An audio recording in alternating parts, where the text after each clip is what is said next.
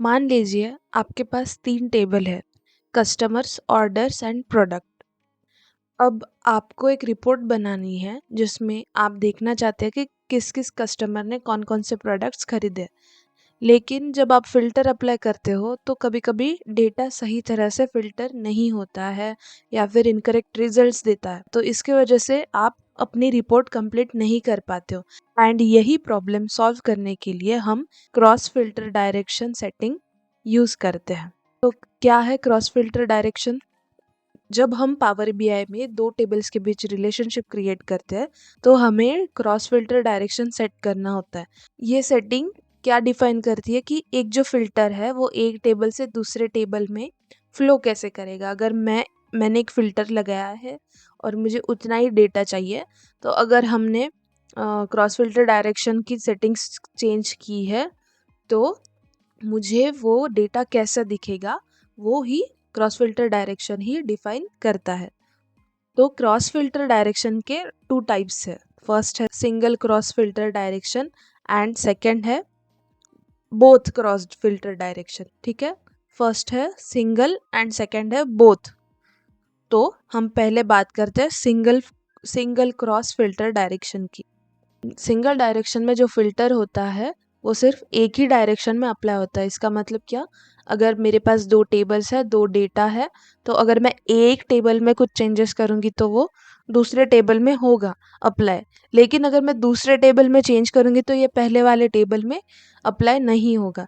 तो यही होता है सिंगल डायरेक्शन टेबल। तो मान लीजिए हमारे पास ये 3 टेबल्स है, प्रोडक्ट, कस्टमर एंड ऑर्डर्स। हमें क्या करना है, हमने लास्ट की 2 वीडियो से हम डेटा मॉडलिंग पर ही काम कर रहे हैं, डेटा मॉडलिंग ही सीख रहे हैं।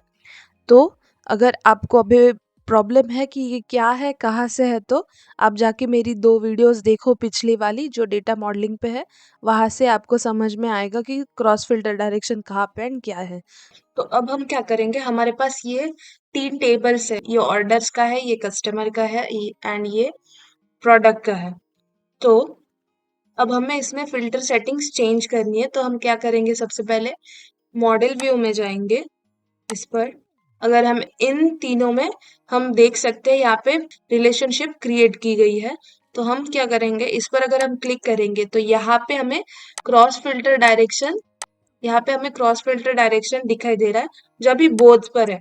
मैं क्या करूँगी, इसे सिंगल करूँगी, अप्लाई चेंजेस, ये हो गया। अब मैं प्रोडक्ट्स पे करूंगी भी। अभी प्रोडक्ट्स पे देखते हैं क्या है। प्रोडक्ट्स पे भी क्रॉस फिल्टर डायरेक्शन बोथ है। मैं क्या करूंगी, इसे सिंगल करूंगी, अप्लाई चेंजेस। ठीक है, ये दोनों के हो गए। तो हम अब देखेंगे कि डेटा विजुअलाइजेशन में इसका असर कैसा है। अब अगर मैं कस्टमर टेबल पे क्लिक करूंगी, फर्स्ट रो अनिल डेटा है, अगर मैं क्लिक करूंगी यहाँ पे, तो आप देख सकते हो चेंजेस कहाँ पे, ऑर्डर पे, राइट। ऑर्डर टेबल पे दिखाई दे रहा है, प्रोडक्ट्स पे नहीं दिखाई दे रहा है, ऑर्डर पे दिखाई दे रहा है सिर्फ। एंड अब अगर मैं ऑर्डर पे क्लिक करूंगी तो क्या हो रहा है, कुछ नहीं।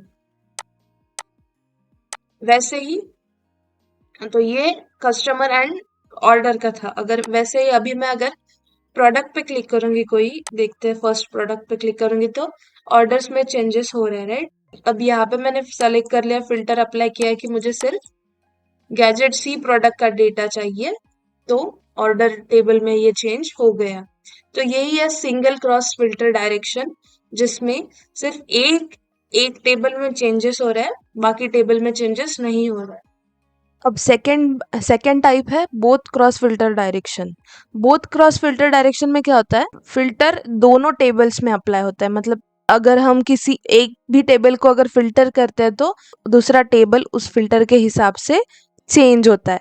तो हमने पहले सिंगल क्रॉस फिल्टर डायरेक्शन में देखा कि कैसे ये दोनों टेबल में चेंजेस नहीं हो रहे थे एंड फर्स्ट ऑर्डर टेबल में ये चेंजेस हो रहे थे।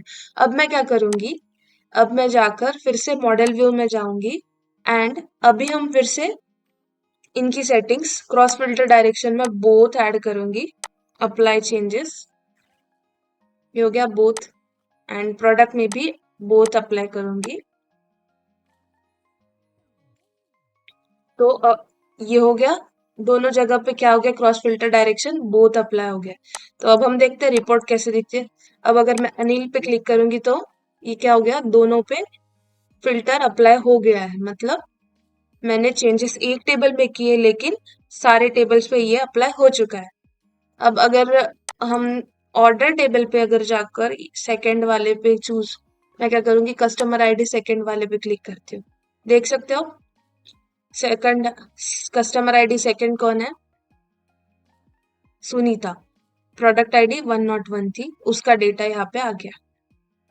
तो यही है क्रॉस फिल्टर बोथ डायरेक्शन।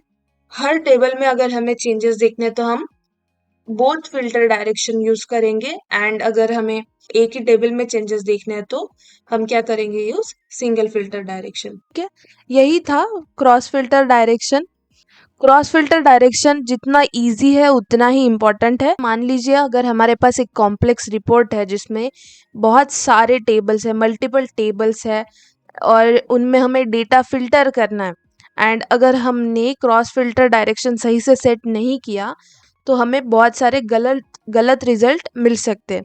सही क्रॉस फिल्टर डायरेक्शन सेट करना है, करने से ही ये प्रॉब्लम सॉल्व होती है।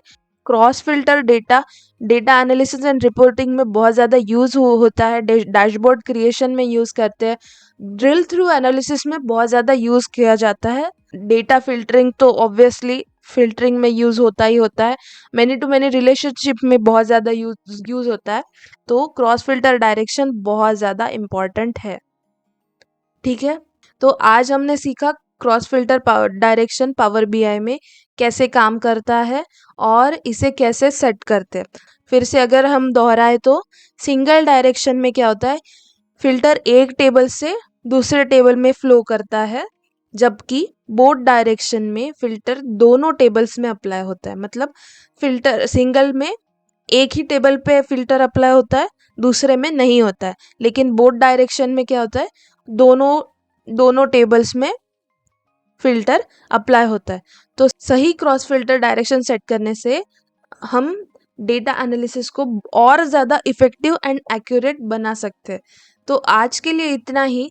Thank you for watching this video guys. Please अगर आपको ये में और समझना है तो आपको पहले जाके मेरी पिछली वीडियोस देखनी पड़ेगी, जिसमें हमने डेटा मॉडलिंग एंड कार्डिनलिटी के बारे में भी समझाया है।